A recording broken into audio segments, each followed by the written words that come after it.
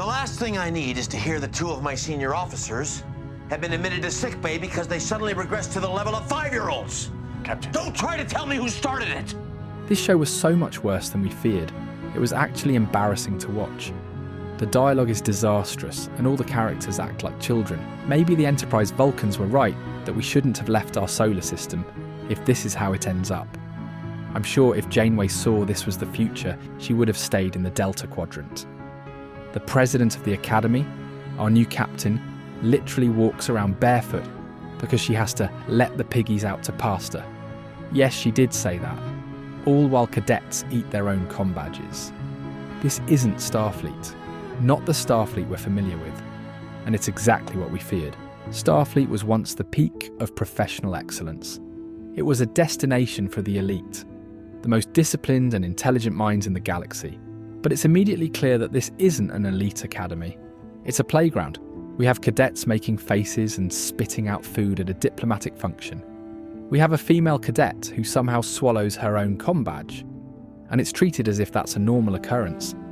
Then there's the Chancellor.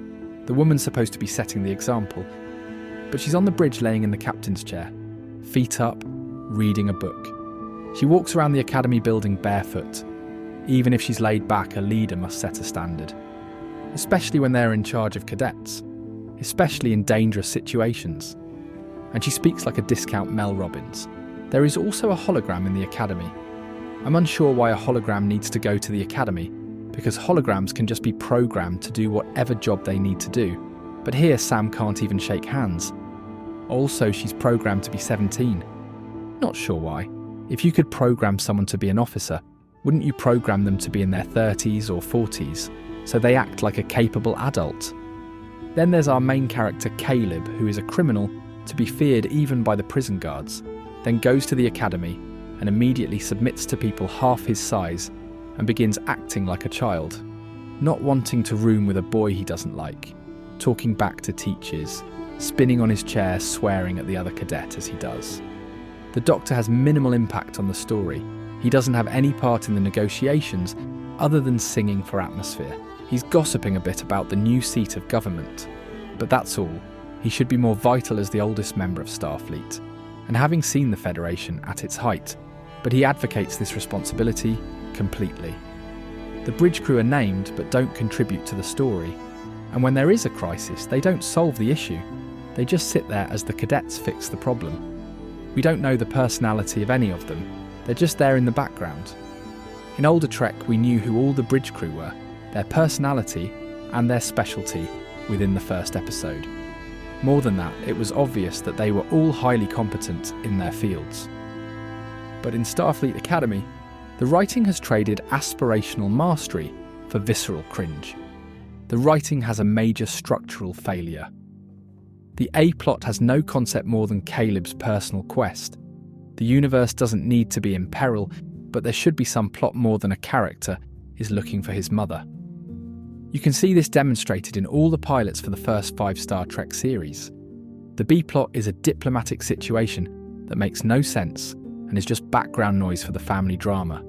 The diplomatic situation is a Betazoid delegation arrives to negotiate rejoining the Federation. Apparently, 20 to 30 other planets will join if Betazoid does. Didn't know they had that much power, but it's been a while since Voyager, so maybe they gained power. Again, no explanation as to how, but the state of play is they hold a lot of sway.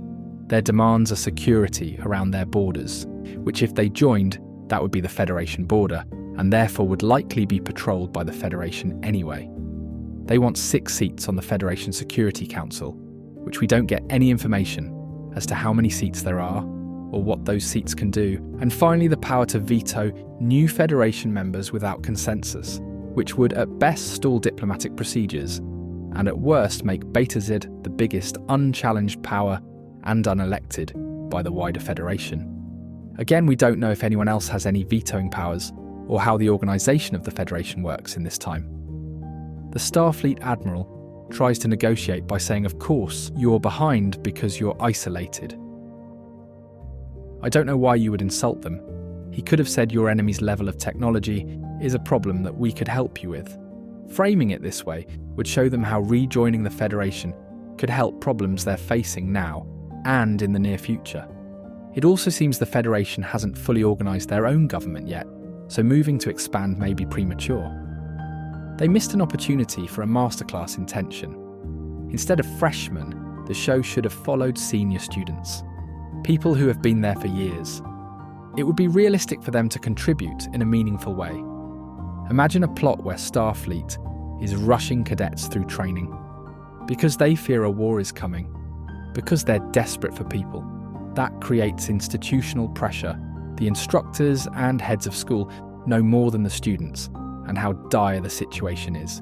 It creates stakes. Instead, we get a Caleb needs to find his mum. The writers are using a YA narrative engine where the characters aren't pushing the plot forward. The mission exists to serve the characters' feelings. On a recent episode of the Decon Chamber podcast, Rick Berman and Braga were talking about how to write Star Trek and where the new versions differ. They stated when writing the dialogue, you have to write in a particular way that is more formal, particularly classical, so that it becomes timeless. That it shouldn't be tainted by contemporary idioms. But the writers of Academy and other modern Trek didn't understand that. The dialogue is filled with modern slang that shatters the immersion. We hear lines like "bite me," "mucus is romantic," "bros making bros beds." Even the Academy Tannoy is doing it. The automated system tells cadets to visit the mess hall because sometimes hunger is the greatest enemy of all. This isn't just modernising for a new audience. It's a failure of the tone. When a 32nd century computer uses 21st century internet slang, the world building collapses, and it won't be remembered or watched years from now the same way old Trek will be.